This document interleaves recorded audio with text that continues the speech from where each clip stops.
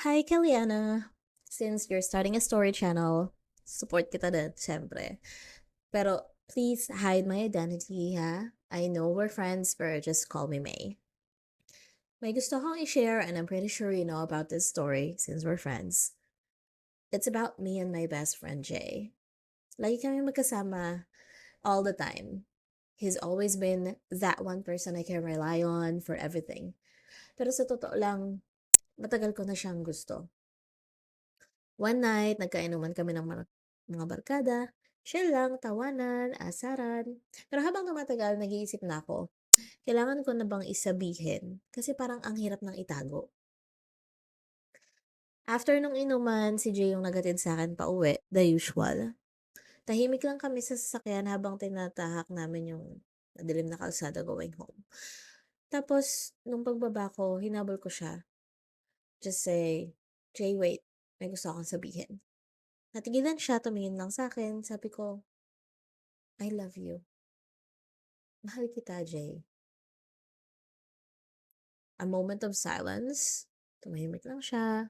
And a few, not sure if it's seconds or minutes, but I feel like it's too long. Tapos, nag-smile siya and sabi niya, bakit ngayon mo lang sinabi? And he said that he's feeling the same way. Sobrang saya ko nung gabing yun. Akala ko finally, lahat magiging perfect. Pero habang tumatagal na-realize ko na, hindi pala ganun kadali. Yung pagiging magkaibigan namin dati, ang dali-dali. Biglang naging komplikado. Naging siloso si Jay. At ako naman, parang hindi ko na makita yung best friend ko sa kanya. Napalitan ng mga away at hindi pagkakaintindihan yung dating effortless na connection namin. One night, nag-away kami. Malit na bagay lang.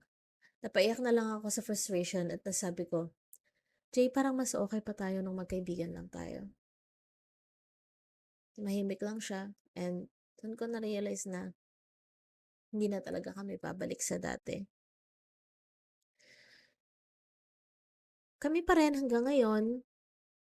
Same situation, trying to survive. But as time passes day by day, I'm still getting into that realization na sana hindi ko na lang sinabi. Na sana hindi na lang naging kami. Kasi hindi ko alam kung paano ko mababalik yung dati. Until now, iniisip ko pa rin, gusto ko na lang sana siyang maging best friend. Hindi ko na alam kung hanggang kailan ako tatagal sa ganitong sitwasyon. At hindi ko din alam kung sakaling maghihiwalay kami, kung mababalik pa ba yung dati naming friendship. Ang alam ko lang, I'm still trying to hold on because I still love him. I don't know what to do.